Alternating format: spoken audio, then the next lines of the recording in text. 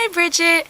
I am so happy that you are having so much fun at college. I see that you've posted a second video, but I haven't found the time to watch it yet.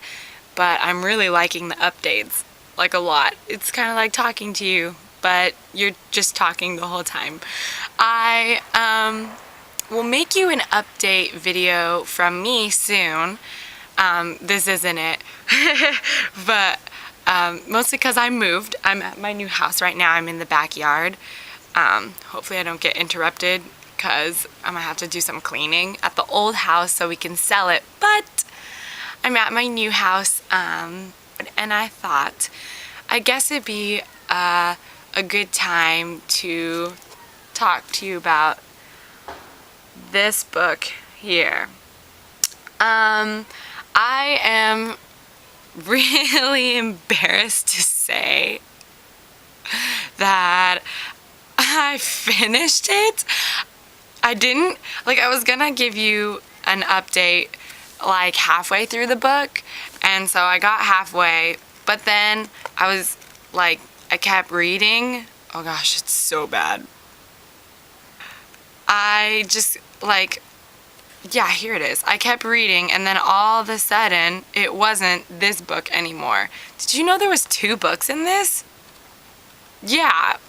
What? So I was like, what the heck? Yeah, so I got to the very end of this, and it was like, turn to page. What? That's not the book I was reading. And so I went and looked on the back, and I was like, where does it say that it has 2 books? Plus a Cindy D's reader favorite story, The Dark Side of the Night. So I haven't read that one, but I finished Breathless Encounter. So, I'll talk to you about this. See, when you first gave me this book, I was like, oh my gosh, it's gonna be so dirty. And I was like, that is really gross and disgusting, and everything that I read from the very beginning sounded dirty in my mind. I took notes on like every page. I happened to have a pen with me at work, and I was just taking like random notes. So I guess I should start with, this is a really bad book, to be honest. The plot was stupid. The girl was damsel in distress-ish. The word choice in this book is weird. The grammar is bad. I don't think it was edited very well, because there's a couple sentences in here that I underlined. I was like, this makes absolutely no sense. You're going to have lived someplace safe when I'm gone. Grammar. Everything that I read in the beginning sounded dirty to me, even though it was just the background building. And even the back of the book, it sounded like dirty, because I have a dirty mind. Like, I underlined this line. So, it was dead, and all her plans were dead in the water with it. An urge to cry washed over. Wanted to count how many times I saw this word in here. Sensuous. A lot of times. Talking about like her sensuous voice, or I heard the sensuous whisper. Like, come on. And my note to that was, only books like this would have that word this many times. He was already shirtless, so he merely tore off his pants and dived directly off the bridge of the yacht to the sea below. Well, if you're already shirtless, might as well rip off those pants, right? Sensuous. Again. Oh.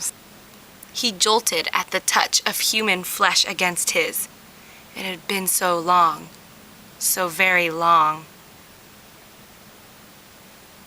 What the? Her lips were bee-stung and rosy, her body slender but juicy enough to promise sinful delights. Ugh. As much as he loved her, hell, because he loved her, he had to walk away from her. Yeah, totally. That makes sense. Okay, so the plot of this story, here, back of the book, I'll read it. Okay, a man, only much more powerful, rescues filmmaker Sunny Jordan from certain death on the high seas. Someone wants her dead, but her mysterious savior, Aidan McKay, seems intent on guarding her life and keeping his emotions at distance. Sunny never imagines the sexual chemistry involved in being saved by a godlike man. A chemistry the man seems determined to ignore. He has secrets about who he is and how he can navigate oceans with the ease of an underwater killer. Swept up in an adventure, Sunny falls hard for this man, whose love runs deep, but is potentially deadly. Basically, the plot of this story is this girl, Sunny Jordan, she's a filmmaker, and so she films things like, what is that? Kind of like poaching. What's the word? I can't think of the word. She films fishermen who capture dolphins and like cut off their fins, and like really inhumane and gross stuff. And so she films it and is trying to get the world to be aware of what these people are doing and to try and get the government involved and blah blah blah blah blah. So that's what she is. And so in the beginning, this boat, this like big black boat, comes and finds her boat, which happens to be broken. And so she's been sending out distress calls to try and get someone to help her with her boat and to fix it so that she'll be able to go, 'cause she's stuck out in the middle of nowhere. So the distress calls send out her location, and that big black boat, I guess, heard the distress call and came. And I think, I assumed from the beginning that since this black boat was barging towards her boat and was going to try and kill her, that she had filmed something she wasn't supposed to. What? Ooh, naughty. So this Aidan McKay guy, he is unnaturally good at holding his breath underwater because of some stem cell research or something that nobody's supposed to know about. And most of his life he's been a womanizer, and then he dedicated his life after being a womanizer. He's like, I don't want to be that man anymore. So he dedicated his life to helping with the stem cell research project. And so he's a test subject, and he gets his cells in his body are enhanced, and they're able to hold a lot more oxygen than a normal human being can. So he can hold his breath underwater for 10 minutes or something. Yeah. I never know why he seemed determined to ignore her, but oh, that's right, because he was a womanizer and he wanted to be a different man. Oh man, this book is stupid, but I read it. So basically the gist of this book is them trying to figure out why Sunny's trying to get killed, because the big black boat wanted to kill her. I mean, everyone wants to kill her now. Aidan McKay, since he has this enhanced cells to hold oxygen, he wants to, what does he do? Right, he rides a yacht around the ocean, a really, really nice yacht, and tries to attract pirates. And because the pirates can take the yacht and modify it a little bit and sell it on the black market for a lot of money, apparently. I know this stuff, it's pretty cool.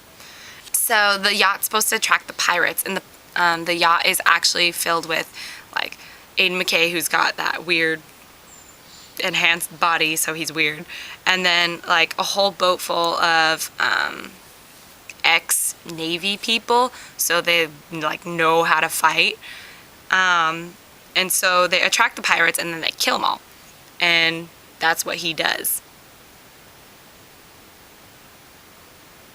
This book. So I'll start from the beginning. She sends out that distress call, right? She's like, oh my gosh, help me. And so a couple people hear it, like that black boat that was trying to kill her, and then Aiden McKay hears it, and he's all like, darn that sexy voice. Like, I have to go save her now.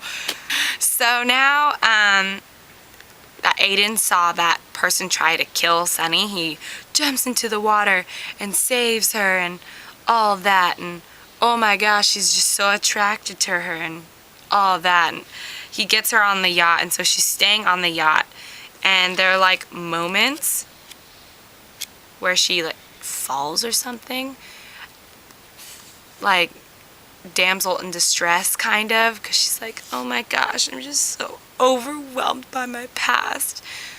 No. She stumbled as last night's terror rolled over her, and she managed to practically fall into him. She didn't plan it, honest, but all of a sudden she was plastered against his chest as his surprised arms came up to catch her. Please. She turned a little too quickly and stumbled in her heels, which were a tad loose. Strong hands caught her shoulders to steady her. Please. The moment threatened to become intimate as a sexual charge started to build between them. Huh? It made him want to take off his clothes and dive overboard right now. Man, I take things pretty dirty sometimes. Golden fire and her entire body vibrated with passion. Lord, to bed, all that exploding energy. Sighing in delight, she took the offerings from the steward and retreated into her tiny bathroom to play. Oh, this page. So, I wrote like all over the page in like all caps. This is really embarrassing. So, I was like reading it, and so on 61, I was like, what are they doing? Like the author was kind of tiptoeing around something when she was like talking about it, like Aiden and Sunny, and they were, I don't know, like they kissed or something, and then stuff started to happen. I was really confused because I didn't get some of the stuff. Like, what do you mean his hands are going around her tighter and dragging him up tighter against the wall? No. And then I turned a page and they're doing it. Yeah. Oh my gosh. Yeah, I wrote, oh my gosh, I feel so naughty reading this. They're totally doing it. Bridget, what kind of book did you get me? So after I read that part where I realized they were doing it, I was like, skip a few pages, shall we? Close the book a little bit.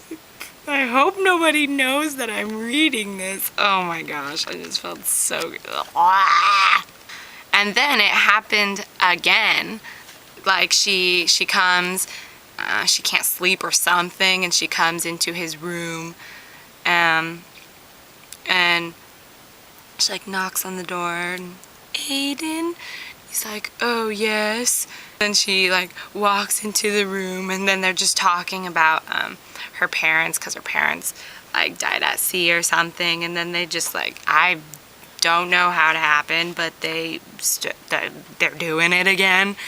Like, honestly, she doesn't give me fair warning in this book at all. There's no like, hold on, they're gonna have sex in this chapter, or like, don't turn the page, it's naughty. So I'm just reading casually this book that you purchased me, and I turn the page and I see the words, she grabbed his raging erection. didn't see that. I did not read that. I did not read.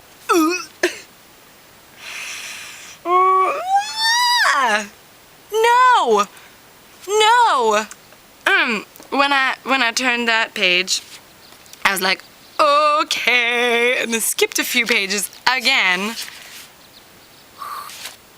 Like I said, this author's word choice is just bad. Like, the beginning, I was like, what are you talking? Like, why do you choose these words? And then during that really, really nasty scenes, I was like, oh gosh, why you choose those words?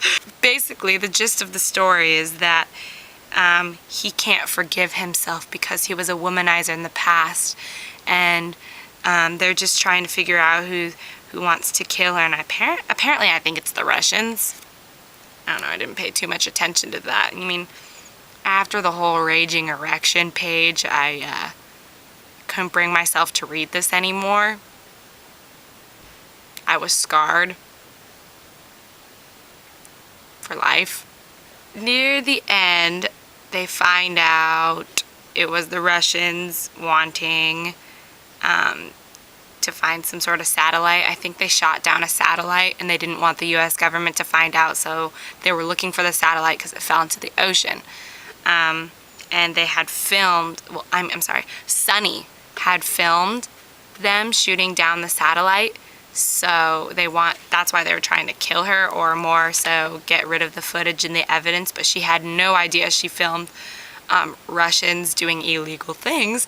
She thought she was filming some sort of like fisherman's boat, like fishing for whales or something.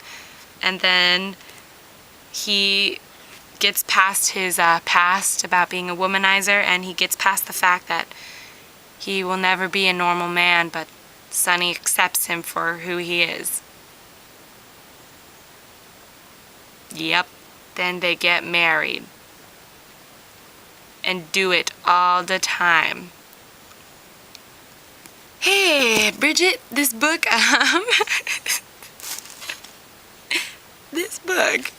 I read it quicker than I thought, which I'm kind of embarrassed about. I thought this was gonna be a little bit not raging erection. That surprised me a lot, but yeah, when my mom saw that I was reading it, my mom was like, oh my gosh, you're reading mommy porn? Like, oh my gosh, that's what it is.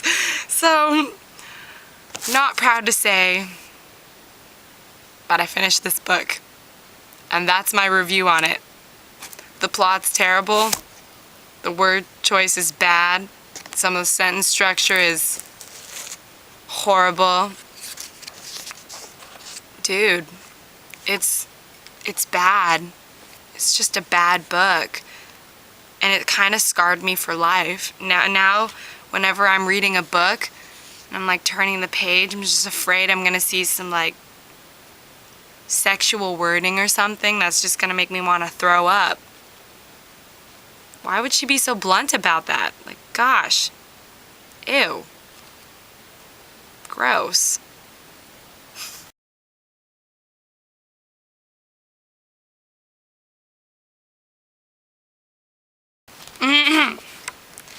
What if, say,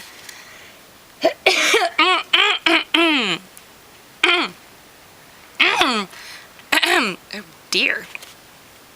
Like I said, this author's word choice, like, oh my gosh, jeez, it's bright.